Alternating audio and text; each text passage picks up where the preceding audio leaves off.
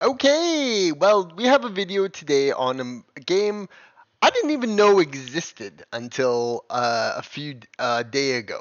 Like yesterday, I literally figured out this game existed, and it's funny because it has a very interesting story, and we're gonna look at this game as a thing. Now, I already looked into it, and this is not a game I'm interested in at all. Not particularly because it's a game centered around two women, but it just looks like such a cookie cutter co-op. It Takes Two was I was not interested in, and that's okay. It's okay not to like games, and this game seemingly has a lot of interest in it. And it is certainly attracting the normie crowd in droves. Now, these are the type of people I call casuals. Now, the casual surprisingly makes up a massive portion of the gaming industry. There's lots of people who just casually come home from work, play an hour or two games a day, and just barely ever touch the goddamn console. On weekends they're out with friends. On majority of the time they're like gaming is just a part of their personality. It's not their whole personality. But this is the type of game that's perfect for the casual. It's a low commitment game. It has co-op elements. And I'm assuming it's going to do very well on PlayStation and whatnot. These are the types of games that PlayStation and Xbox relish, and they're non-committed games. It just attracts the kind of casuals. Look at this, watch this casual. It always plays this sponsored by EA 46 hours thing. Look at that casual. Bet you she's played about fucking couple years in video games. This woman. So they prop up these quote unquote influencers, and it's the type of video game that for me is kind of like Fortnite. You know what I mean? Like it's Fortnite. It's Fortnite type stuff. It's very Gen Z, the kids. You want to talk to me about Halo 3 and StarCraft Original Bird War. You want to get into some real gaming achievements. You know, real gaming moments in history. Conker's Bad Fur Day, fucking GoldenEye 007. That's real gaming, in my opinion. This is like, this is fringing on the fact of, this is cuckness. This is a game that's been made very muchly for. Here, we'll turn on the sound here.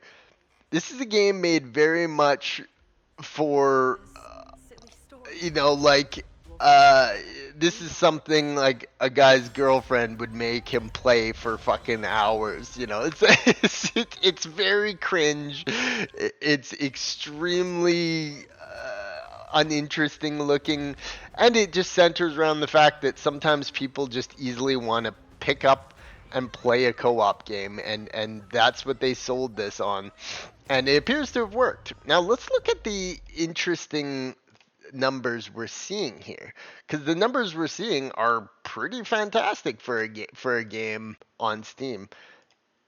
But it's doing some weird things. So look at this, and this is proof again of the normie. So it goes down. 30,000 would be good. And then boom, right during midday in North America, it spikes up to a massive amount. And then it shoots right back down. And it goes up and it spikes like crazy. And then it shoots all the way down. And this is indicative of the normie casual audience. These are the people that barely play video games, and when they do, it's only for an hour or two here, and then they've got to go off to their busy lives and take care of the kids and shit like that. So I mean, these are the types of things that they're starting to cater to a little bit more of the normies, but we'll just have to see how it goes. I don't know if it's live service or not. Maybe it is, maybe it isn't. But it's the type of game for me that just seems like it's here, I'll put a comment on this. Normie game ever made. And that's really what it is. Most normie game ever made. But you can see that the casual audience is around on Steam. I would say in it's much greater in Xbox and PlayStation 5. PlayStation 5 very much so. There's lots of people who are not really gamers who are PlayStation gamers. They just have a console in their fucking entertainment room that they occasionally turn on. This is a huge portion of audience, and although you have like millions of gamers like me who are like hardcore play 16 can play 16 hours a day, can fucking fiend for games, knows everything about gaming, every little avenue, we make up a huge portion. But we also have to recognize that there is this casual audience as well here. So let's turn on some background noise here. That was my kind of assessment on this. So very normie game, very casual, cringe. You can tell this is just some obscure studio somewhere who made a game that actually somewhat worked. And this is what a lot of these developers or EAs and Ubisofts will do, is they're starting to, there's so many successes and random failures in gaming that they're just starting to throw shit at a wall and seeing what sticks. And this is a game they just went, let's throw some shit at a wall, and it's like, oh, we got the normie audience. So I mean, like, you see what this is going on here. But what we're gonna see, this is too much. We wanted some background noise, but this is too much. So we're seeing this normie audience on Steam, around maybe 500,000 players. They may have, this may be a couple where they each have their fucking PCs in the corner. And it's like, she's got the man on fucking lockdown. We play split six. We play split fiction at fucking 3 o'clock on a Sunday. We're only playing it for 2 hours, 2 or 3 hours, and then we're making dinner, and if you're lucky you'll get a blowjob at night. So it's a Cuck Simulator 2025. Now, what's interesting about this game and these numbers is that these games will come and just fade into nothing. Look at Avowed. Look how Avowed is already like just Avowed. Like, people don't even remember Avowed. Avowed fucking failed. This game did way better than Avowed. Way better than Avowed. I wouldn't call it woke. I mean, it's a game about two women. Maybe they're trying to take some feminist things, but there's nothing wrong with making a game about two women in a co-op adventure. And it doesn't look like the worst game ever, but it looks like a game that just wouldn't interest me. I don't care about these two women. And I don't, I have no interest in these kinds of co-op things. Me and my bro don't play games like this. But for free on like PlayStation Plus or something, a game like this would be fine, and that's attracting these normie audience. It's this 500,000 maybe on Steam, million on other consoles, 1.5 million just very normie, barely plays video games, and a game like this is, Take-Two. It's like Take-Two too. We got Take-Two too at home. Let's go play it. Spends about maybe at most 6 hours in this world, and that's fine enough. Now, the game is pretty expensive to buy, so I don't know what this Friends Pass is. I don't know if it's live service. I don't know or care to learn about what the game is about. I would bet you probably don't have very much content involved in here. A bunch of different worlds. You go through this little co-op adventure type thing. But I mean, not have done terribly bad. But what's really interesting about this game, I find, is there seems to be just a lack of community around this, and you often see this with the normie crowd kind of thing.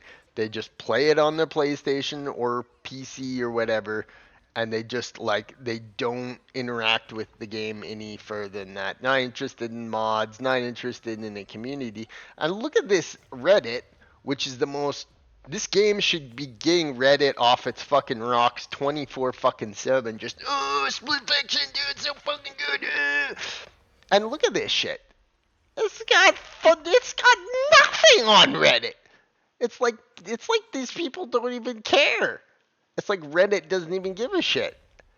You know what I'm? It's insane. It's like literally nobody is talking about this game outside of just like playing the game. And maybe this is what developers want. Split Fiction has like no community for Reddit. Isn't that insane? Isn't that insane? There's like just like 14 people on the official subreddit, but then you go to the Steam number. Oh wait, was this chick whining in? Oh fuck, we got too much shit playing on in the background. So I mean, like you have hundreds of thousands of people playing on Steam, but then you go to Reddit and there's like barely anybody talking about it. This is very indicative of the normie audience. This is very normie typical. They video games aren't a part of their main life. It's just like something they do because it's popular. You know what I mean? So like, yeah, and there's no like. Now another thing or two I've heard there's a lot of negative thing. I mean, there's a lot of negative things on the Steam discussion page. So what we're gonna look at, I found this interesting. I found this very, very fucking interesting. So you would think that with a game, feminist, only starring women, potentially woke. I wouldn't call it necessarily woke. Woke kind of comes off like a veil guard. Is like the perfect description of woke. Very very prudish. This kind of almost looks like they were just trying to make a game with two women in a co-op adventure and sell it on that. And there are a lot of women who play video games. Now, granted, most of the gaming populations is Asian and white males, you know, 18 to 40, 50 years old. But there are a lot of women that play video games nowadays. And you know why? I'll tell you why. I'll tell you why there are more video games than ever playing, women playing video games than ever nowadays. And I'll show you exactly why. Look at this, because video games are all about money now. And you now have this kind of cool women, they're allowed. It's okay for women to like video games. If this is what women like, then make more of it. Oh, her stream's fucking up.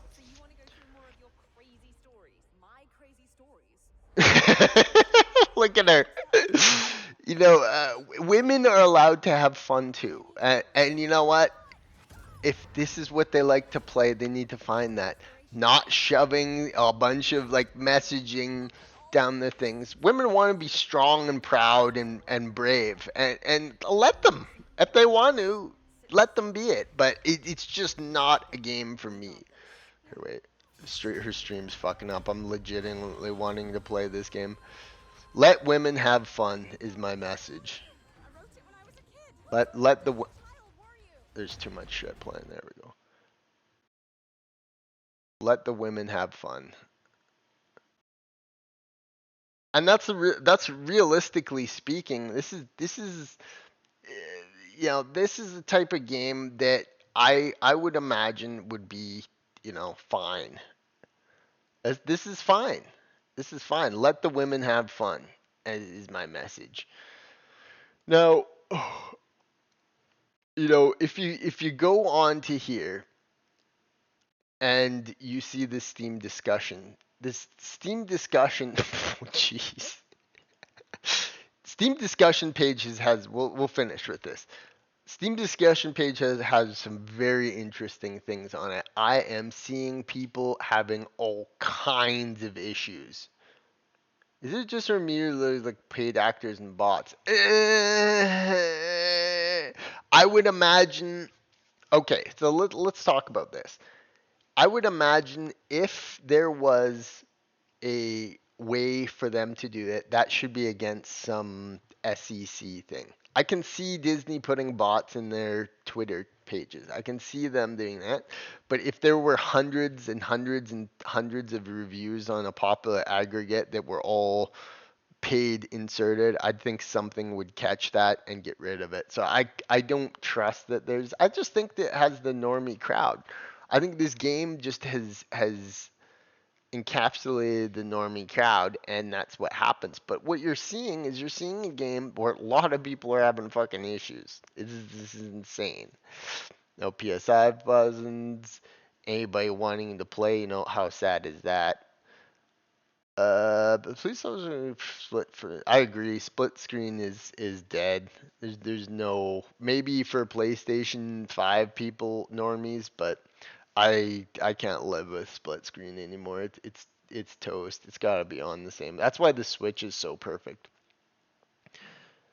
So yeah, I mean this is pure normie gaming, and they are want to cater to this. The 80 cent 90 gig. That's fucking huge, man. That's fucking huge. So yeah, here, where is it? There was a lot of them. No DLLSS.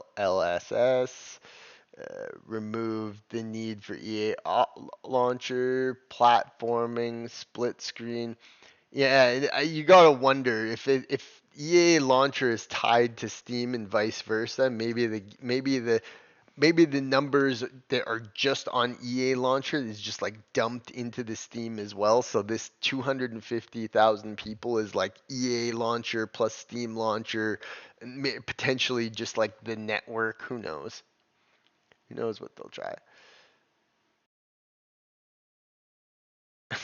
This person, I'm not a fan of platformers. It's a platformer game. It literally couldn't be any more of a platformer. So yeah, I mean, dual monitors, possible play. Does it have spiders? My co-op partner had a literal anxiety attack on the spy writing section of It Takes Two. Is there anything similar in games? Here's another fact about women. Here's another one about women is that some things in games are just too scary for women, and spiders are one of them. Women are horrified of some things, and if they come across it in the games, like they're not gonna play some games because they're just too afraid, and it's adorable, but at the same time, it's kind of like, oh my god, like this guy, look at this cuck. Just tell her to fucking get over it. It's a goddamn spider in a video game. He's like, my partner is too scared of spiders.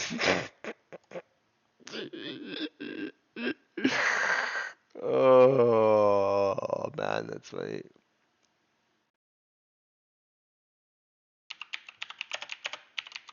Watch this live troll.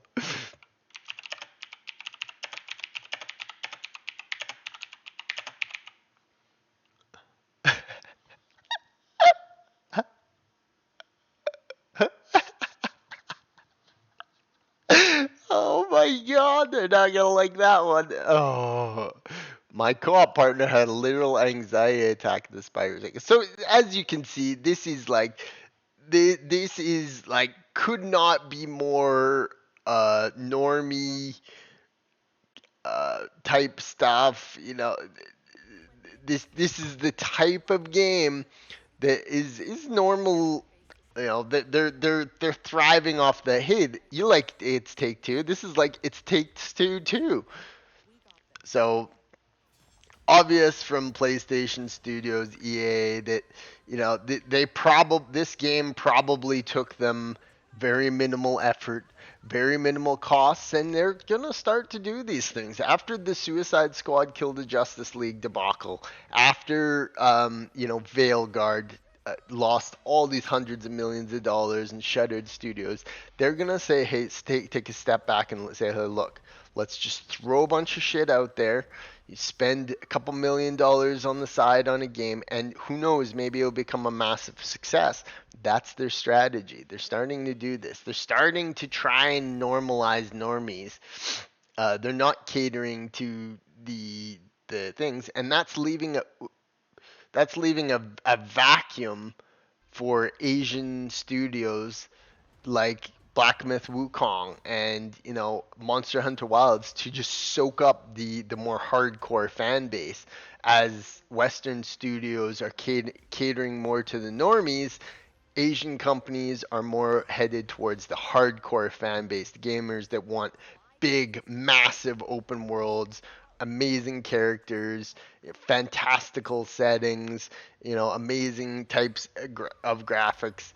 These games are they're making games more for the normie crowd, and sometimes it pays off for them. So let's just see what this game becomes of. It's in its early phases, and who knows? Maybe this stays as a full thing as the week progresses, because these are some very interesting statistics here. I mean, you're having a game that starts off and blasts all of a sudden in its first 3 days up to the top. As the week goes and progresses, as a game that here, wait, let's take a look. uh, Maybe they don't even care about split fiction, uh, game length. Let's just see what it says. Around 16 hours. Yeah, sure. For those who want to achieve everything, including the achievements, you should expect to complete the game in 16 hours. Now, look at this fucking image. Fucking lesbo. There's some very hardcore lesboing there. But anyways, you know what the type of people this is made for. This is a chick that's making her boyfriend play the girl game with her, with type of thing. And 16 hours to get everything. Like every achievement, there's probably little coins hidden around in every little fucking nook and cranny of this game. 16 hours for everything is not a good timeline. But maybe they just don't care. Maybe their initiative or prerogative is to just go, let's just make a game, let's just throw it out there, and however X amount of millions we make off of it, we made money. So that's my thoughts on Split Fiction. It's an interesting game for sure, and we'll see if people just lose interest in it and it just dive bombs this next week. Should be fascinating. Peace out.